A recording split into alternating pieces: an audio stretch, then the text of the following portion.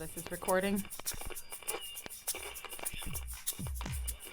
RTI International Center for Forensic Science presents Just Science.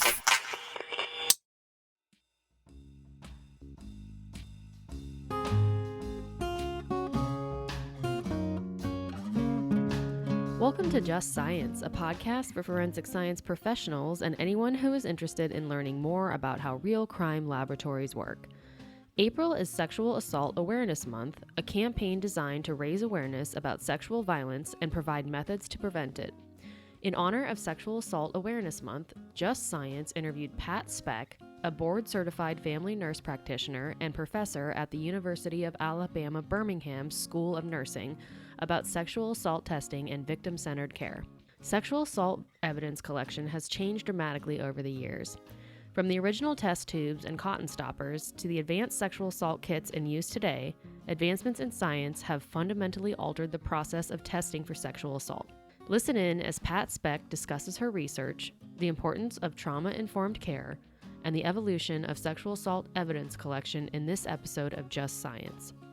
This season is funded by the National Institute of Justice's Forensic Technology Center of Excellence.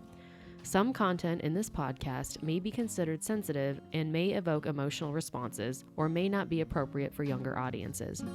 Here's your host, Dr. John Morgan.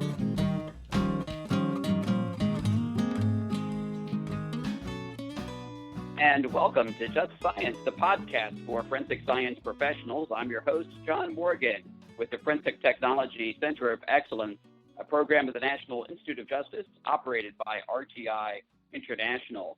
We are in the middle of Sexual Assault Awareness Month, and we're very, very fortunate to have on the podcast today one of the foremost leaders in sexual assault response and helping us become better at being more effective, being more compassionate in how we deal with persons who are vulnerable to sexual violence. We have on the program today Pat Speck. Pat graduated from the University of Tennessee Health Science Center, College of Nursing. What is the DNP? That's obviously a nursing term I'm not familiar with, Pat. What is the DNP of public health nursing? What does that mean? It's a doctorate in nursing science that combined dissertation with a practice doctorate. Okay, super. She's now at the University of Alabama Birmingham School of Nursing in the Department of Community Health Outcomes and Systems, and is the professor and coordinator of the Graduate Advanced Forensic Nursing Program of Study.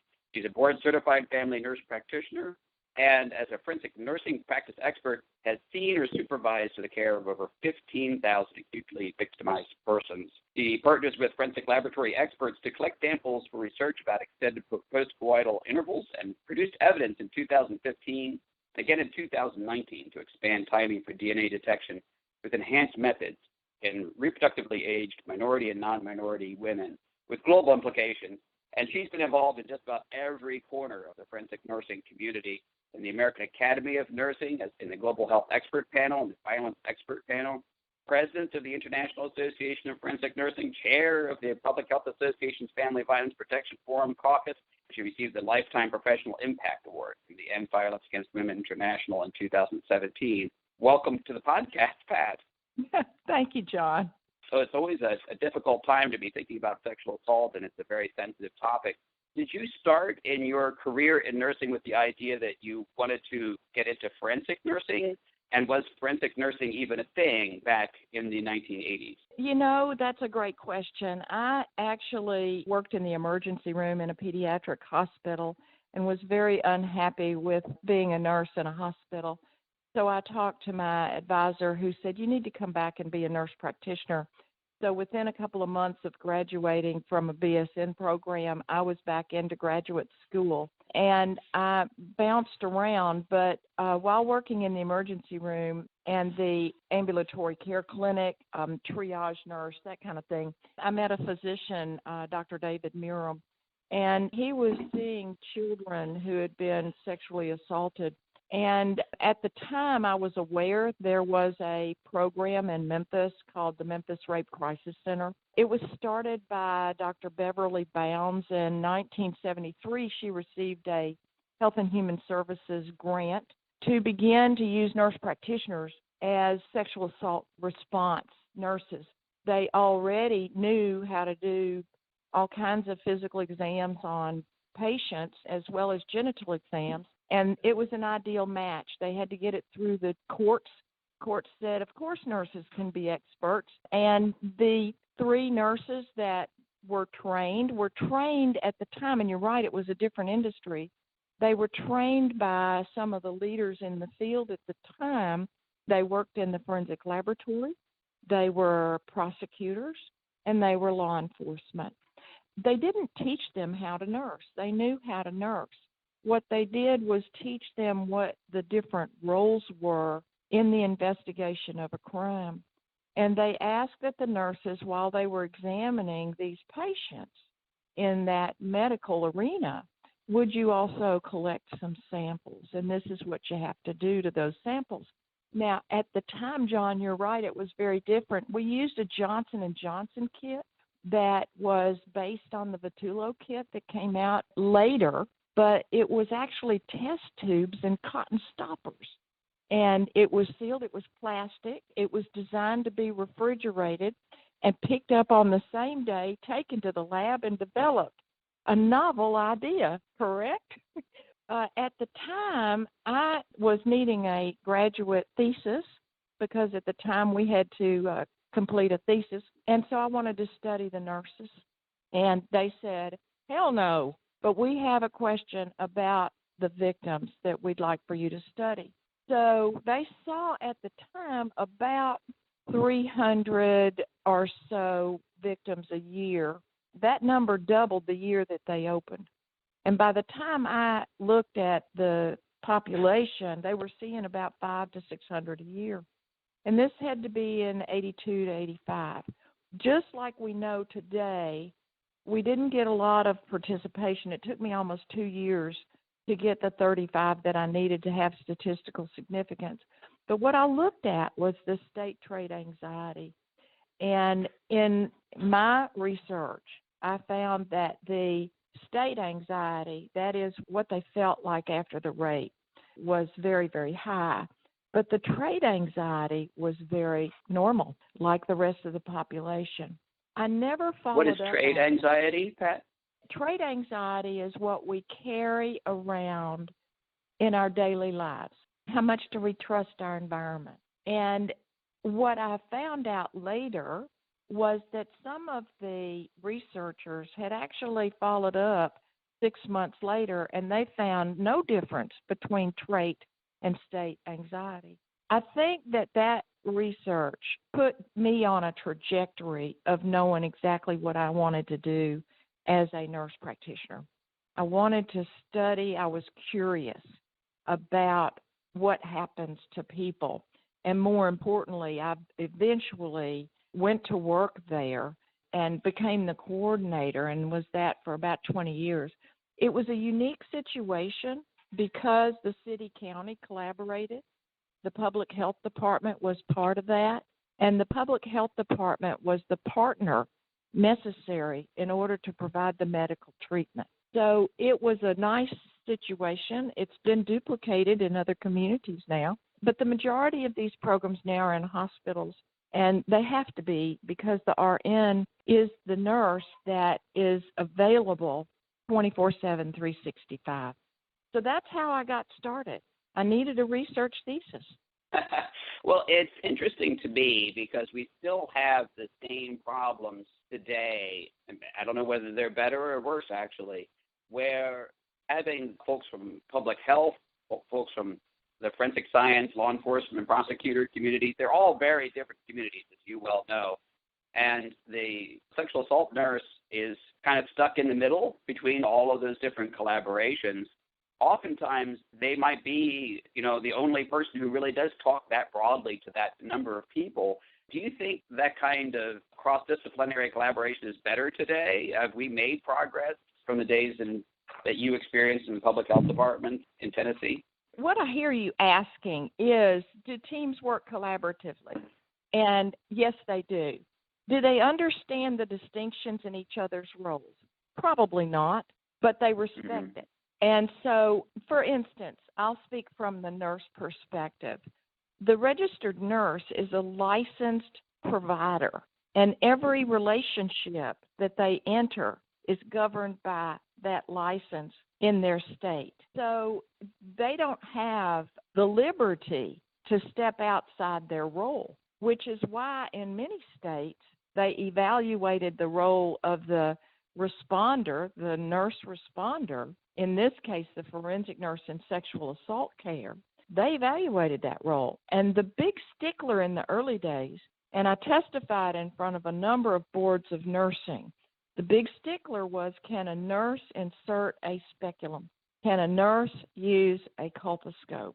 Obviously, nurses do a lot of probative examinations, and the speculum was another way to get into a cavity. So, of course, it was approved.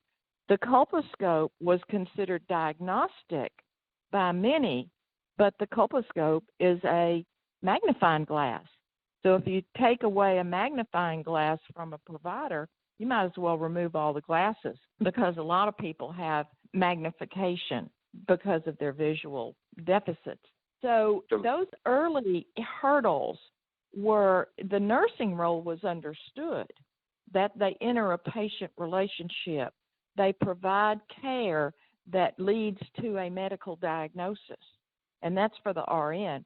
For the advanced practice nurse, they actually have the capacity in the state license that they practice under to create that diagnosis. So it is about the nurse role and understanding that that's a healthcare provider licensed role that is governed by standards of practice and best practices and the evidence that supports that practice.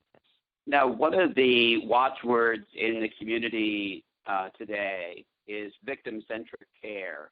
I would assume that somebody who's getting into a registered nurse already is going to come to the table with an enormous amount of not only proclivity but knowledge about how to pay attention to a patient, patient-centric care in that case, more broadly. But victim-centric care is something that isn't just a nursing requirement, it's sexual assault response. Can you kind of talk to what victim-centric care is and what the implications of that are? Well, yes, I can. And the science for patient-centered care is that the patient directs us as healthcare providers in the plans that we make for their recovery from illness. So let me give you an example. The nurse will call it patient-centered care.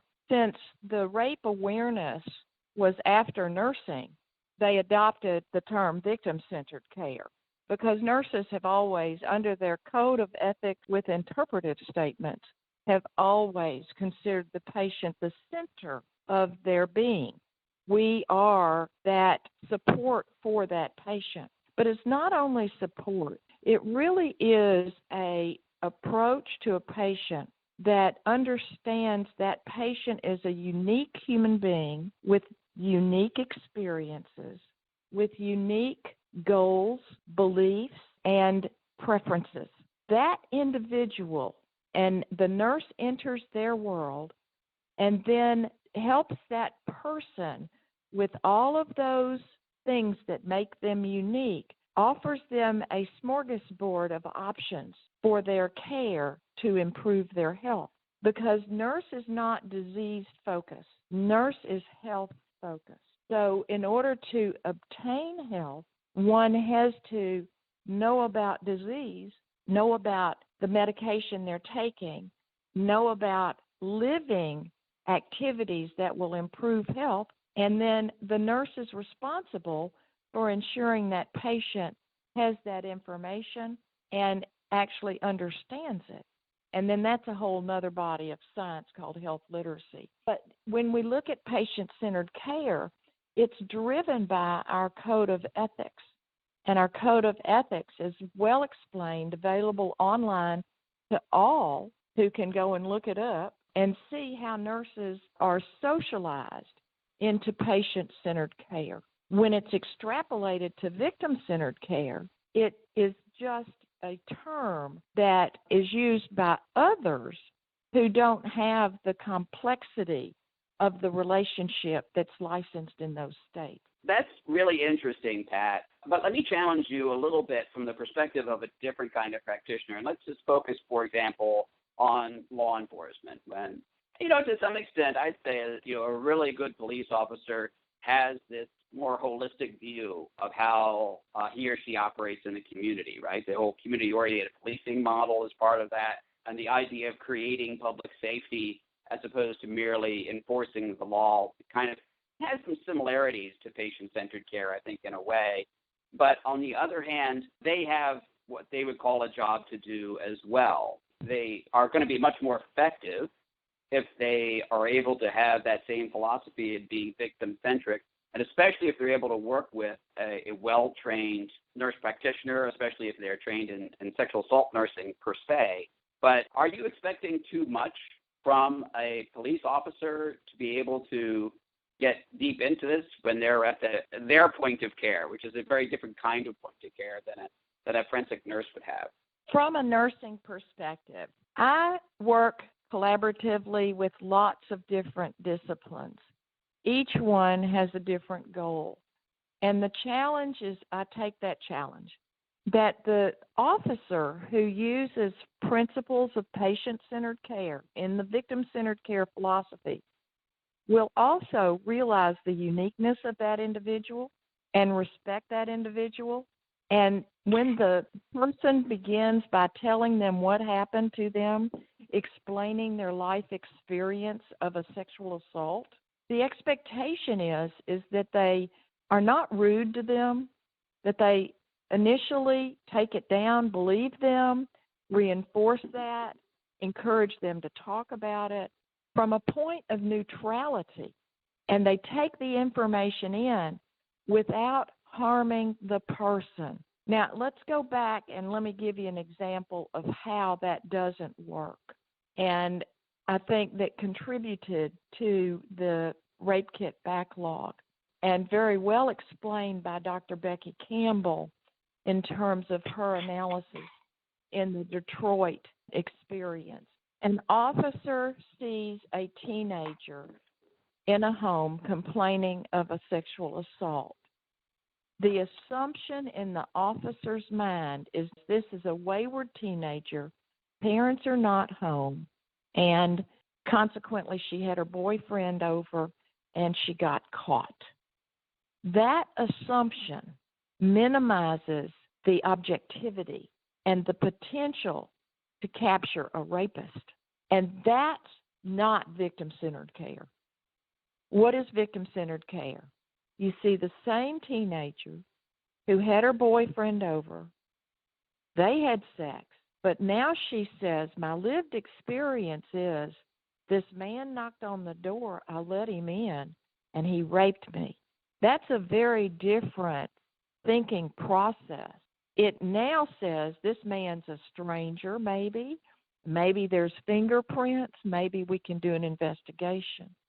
And it also says to the young woman, I hear you, I believe you, I'm going to write this down in an objective manner, and I'm going to investigate all the leads. What that does for the person who's been victimized is that it says, thank goodness I've got someone here that is believing what I'm saying and is going to try and find this other person who did this to me. And even if they're unsuccessful, the first steps of objectivity and listening and not having preconceived ideas about this particular person. Now, it's easy to do with teenagers, but let's say this victim is a homeless person. Well, then you really get some things playing in your head about the worthiness of this person. If I go back to nursing ethics, I'm going to tell you this is a person that was once a bouncing baby in somebody's arms, loved. How did they end up homeless? And I'm going to tell you that that individual had a lifetime of experiences that contributed to their homelessness. They're no less deserving of the same objectivity. So when I see a campaign like Start by Believing, I know that that group of people are going to go in and start a conversation that's objective and neutral and supportive. It's victim-centered. And more importantly, It's trauma-informed. We recognize by entering their world, we have the potential to make it worse for them or help them transition into a healthy recovery. Yeah, there are two kind of themes I'd like to pick up on from that, and that FCCOE has been involved in, and I know you've had some influence over it. I would point people to the series that we did on sexual assault response for vulnerable populations. It's one of the most popular webinar series that we've ever had. It's all available on demand. And the core of it is exactly as what you're saying. You know, it isn't that vulnerable populations are more worthy or anything like that. It's just that everyone is worthy of having the criminal justice system and the people in that system take them seriously and to value them as individuals. And I think you put it very nicely. I'm not sure I'm going to be able to do it quite as well, but kind of meet them on their own terms. You have to kind of be in their world. That's what being patient-centered is about in nursing. That's what being victim-centered is about. You have certain tools in your tool chest that you need to apply or can apply, and you need to be able to understand where that person is right now and what the situation is. And the objectivity and your belief in that person's worth allows you to take a step back and say, here is the best way to approach this person. Here's the best way to approach this crime scene that you've encountered. Is that a fair way of characterizing it? It is. And I also think that an element of that is trauma-informed care. So that another piece of that from the trauma-informed care principles is creating a safety net for that person. So we do that by telling them who we are, what we can do for them, what the process is, and then allowing them to choose from that smorgasbord of tools in our toolbox to assist them in choices that they have to make. And they have to make them based on whether or not they trust us, whether or not they see it as a benefit for them. And more importantly, and this is something I found in my research, that they have an altruistic streak, that they don't want this to happen to anyone else. And so they cooperate with us in this process. And that's why nurses will prepare them every step of the way about what's going to happen next. This is what I'm going to do now. Is this okay? Because we're constantly bringing them into the process. The worst thing in the world that can happen to a patient is for somebody to say, do you look uncomfortable? Why don't you visualize a safe place while I go on and give you this shot or do this to you? No, this person needs to be engaged in the process. We can teach them some relaxation. We can explain to them why their chest hurts, why their stomach's in a knot, why they have a headache, why their mouth is dry. These are all physiologic reactions to that trauma. So we can teach them that, and in teaching them that, we normalize it. The people I see are responding normally to a very abnormal event that they have no experience in addressing.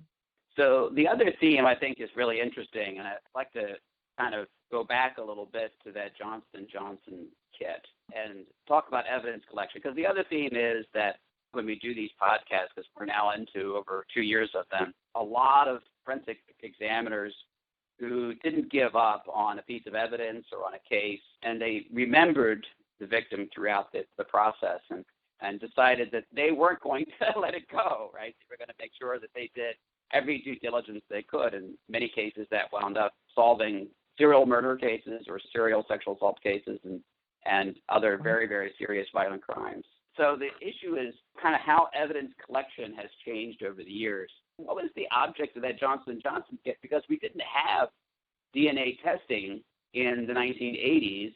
I don't know when you started collecting with the idea that you would assume that it would go to DNA testing. So what were you looking for out of that Johnson & Johnson kit?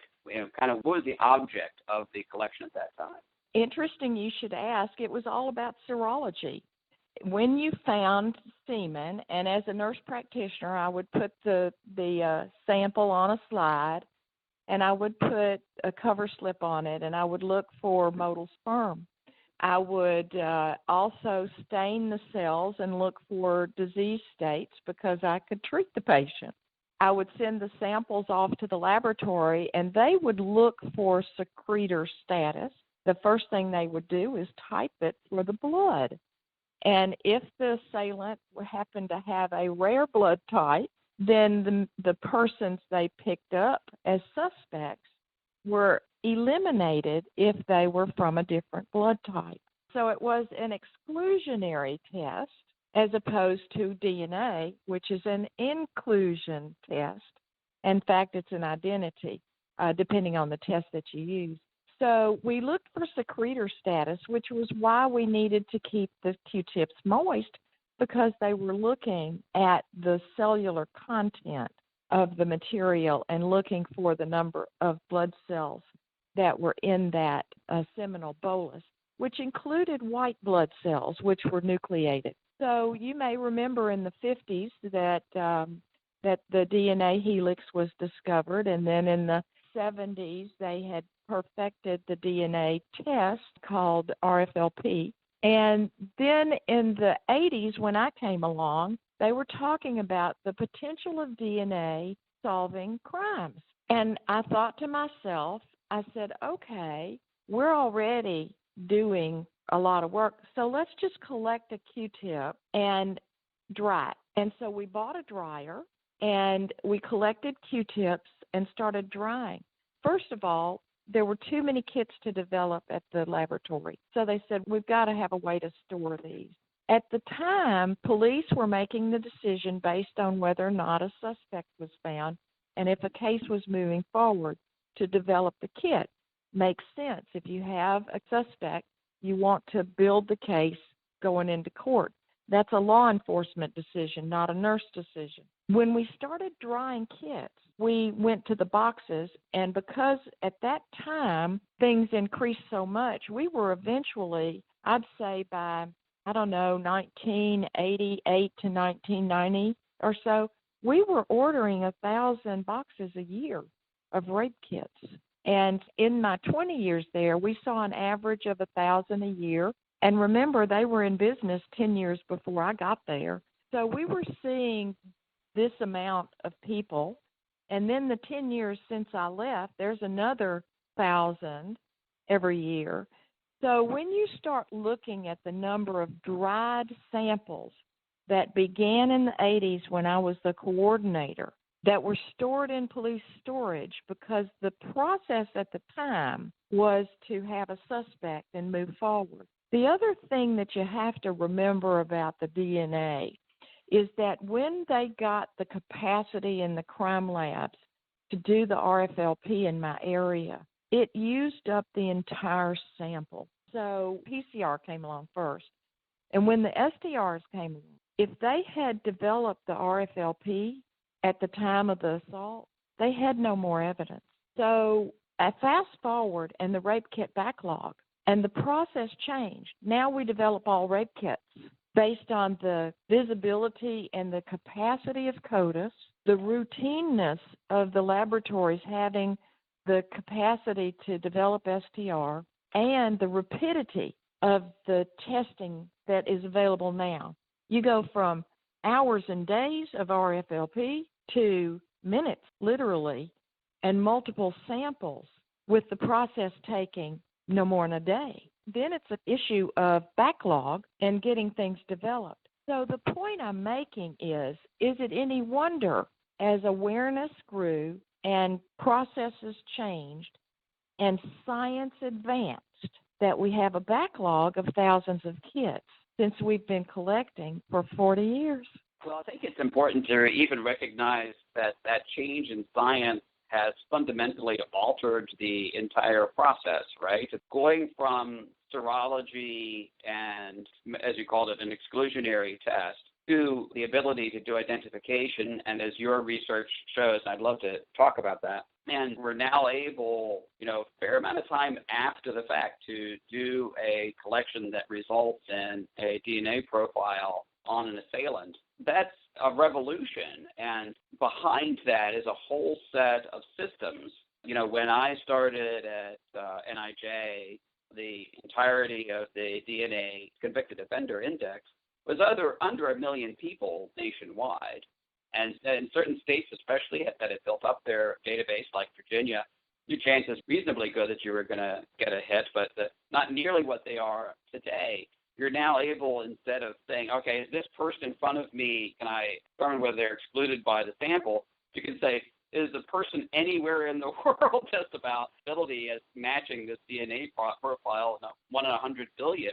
I mean, that's a completely different framework, and it influences everything about how collection kits are done and how you approach these investigations. You're absolutely right. And I think there's another system that played a part in that, and that was when judges allowed prosecutors to charge John Does because their DNA is known. So they can be charged with a crime even though they don't know who that person is because of their DNA profile.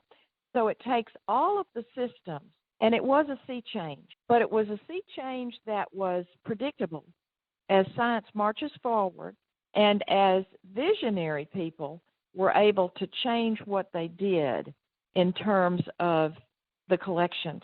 Now we're at a place where even the approach to the crime is that if we have all these samples in a system for comparison, then we will have the serial rapist.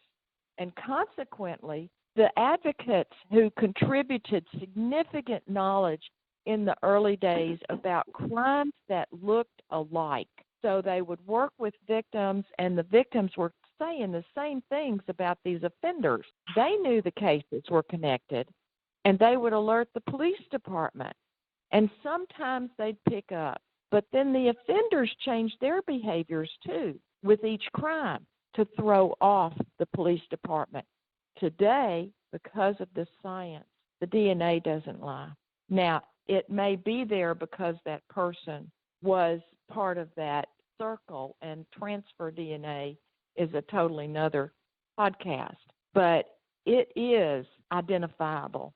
And so it has sea changed what we do and how we approach this. But, the real kicker here is it has not changed the nursing practice.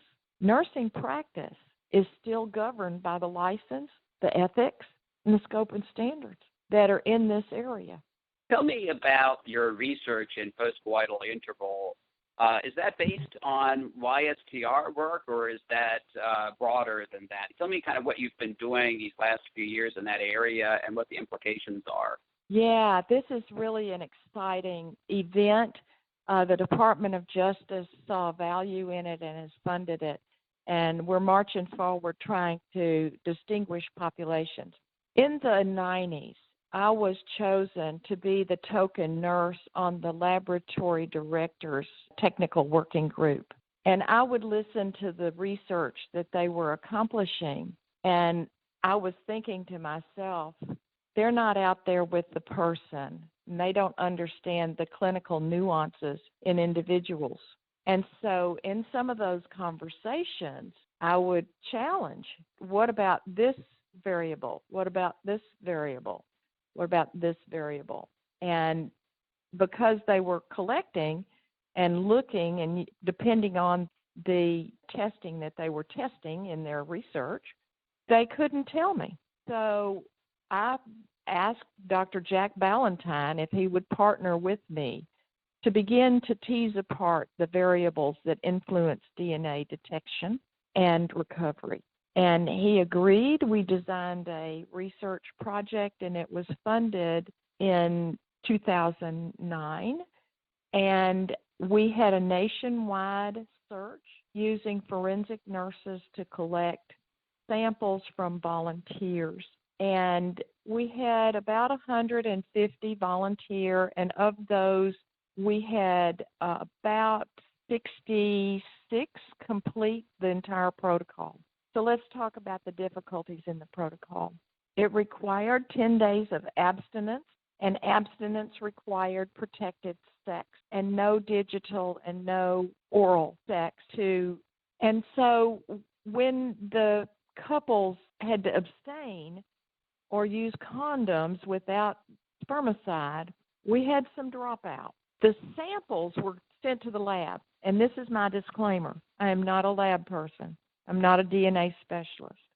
But I will tell you that first they took it through the routine STR.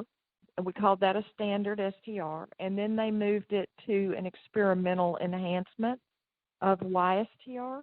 And it was in that we discovered that the STR detection dropped off rapidly by about 4 days. And the YSTR, we found DNA maybe without an identification, but we detected DNA at 9 days in 65% of those women.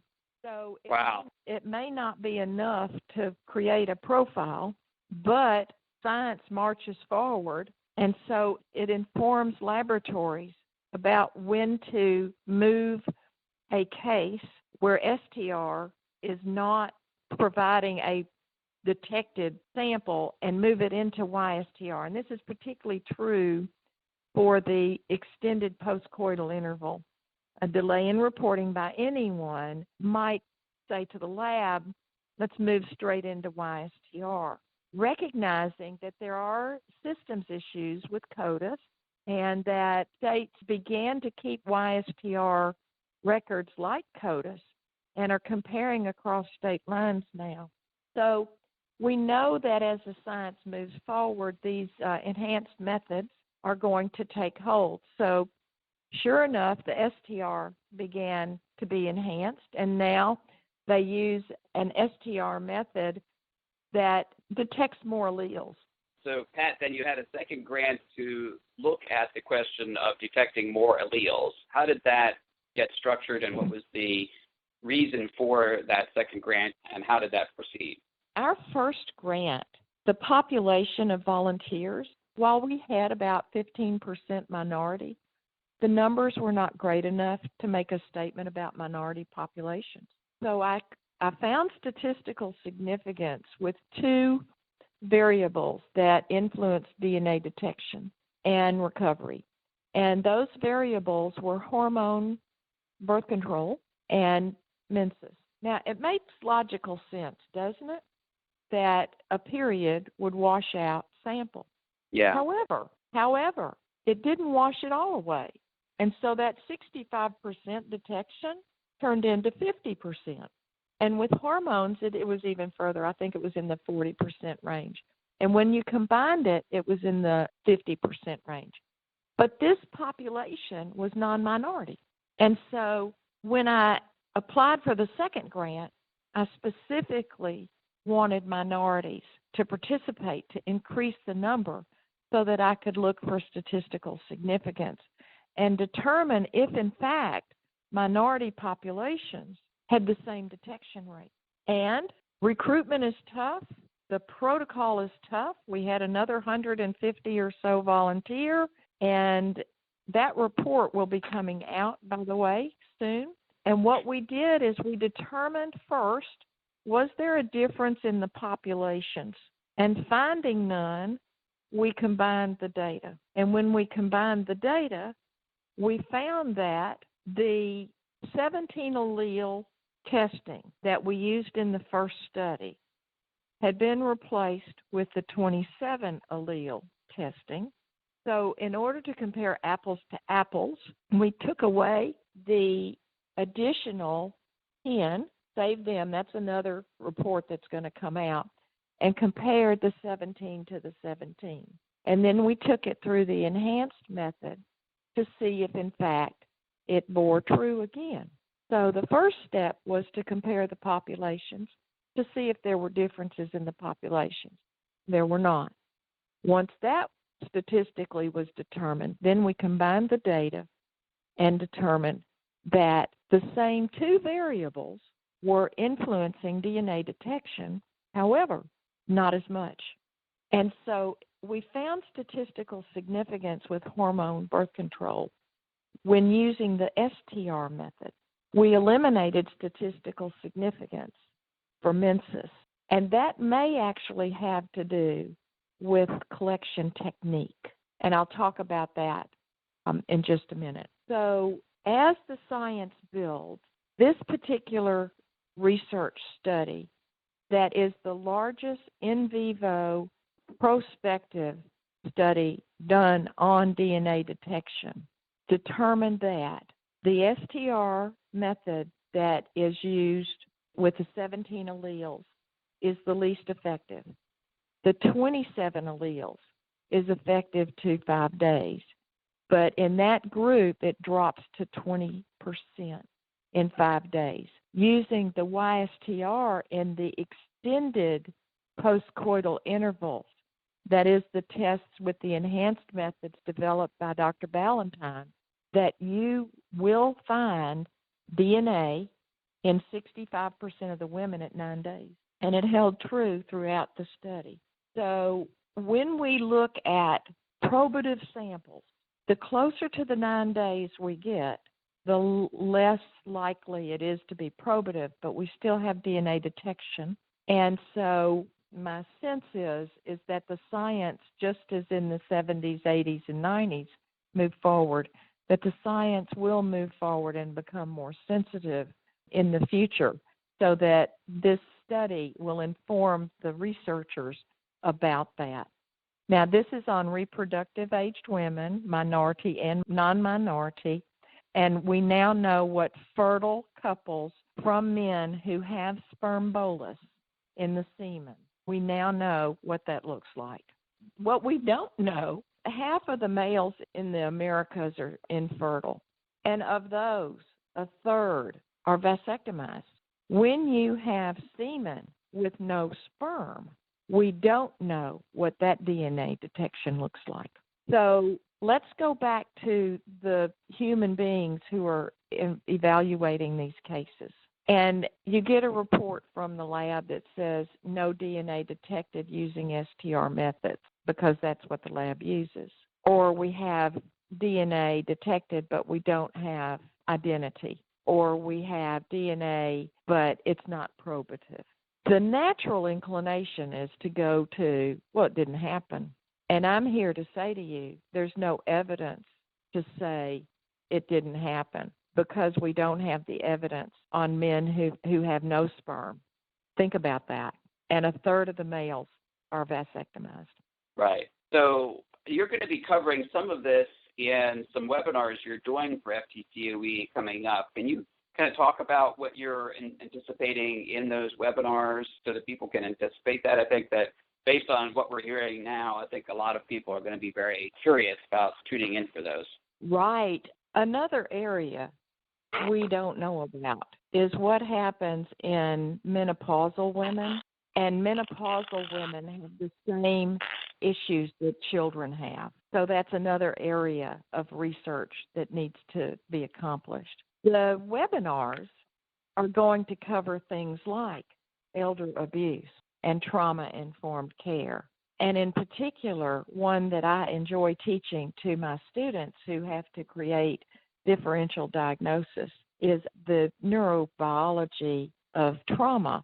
In our coursework, we call it the physiology of trauma. And these webinars will bring the science forward about what we know, talk about what we don't know, and hopefully some of the viewers will get some ideas about where to take their research. As a researcher, I know that one person cannot do it all, and it takes multiple researchers to get this information and to adequately evaluate it. I do think that elder abuse, because of the burgeoning population of older persons, will become the area of most interest in the future. We don't know about what happens to DNA in an elder rape. And we do know injuries occur because of physiologic change. But what happens to the semen, and does it stay there? Is the environment inhospitable? We don't know about anal rape We don't know about DNA detection there. So these are all things that, if using the validated protocol that I have that's available at the national level through the Department of Justice archiving systems, by using that protocol, we may be able to answer these questions in the future so that we can make informed decisions as healthcare providers, as officers who have to determine investigation activity, as prosecutors who have to look at prosecution, as judges who have to look at all of this, and as advocates who need to know how to explain this to their clients. So for me, it's about improving the practice for forensic nurses who are responding to persons who have a life experience of sexual assault. And so you can see that I'm even changing the language, because there are too many types of trauma that nurses respond to that require the same skills. That is understanding DNA, understanding transfer, understanding the human condition, and in all its forms, in all its presentations, and being there as a guest, attempting to help them to a higher level of wellness. Well, Pat, I do appreciate you being on Just Science today. We have covered a great deal of material. We have talked about the origins of forensic nursing. We've talked about the evolution of evidence collection. We've talked about patient and victim-centered care, and much, much else. I feel like, though, we've just scratched the surface. I hope that folks follow up and look at some of the resources that you have through the Forensic Nursing Associations, that we have through forensiccoe.org, and tell their friends and colleagues to tune in not only to Just Science, but to all the other information so that they can keep up to date and we can continue to improve how we care for these victims. Thank you so much for being on the podcast today. And thank you. It was my pleasure. Thank you all for listening.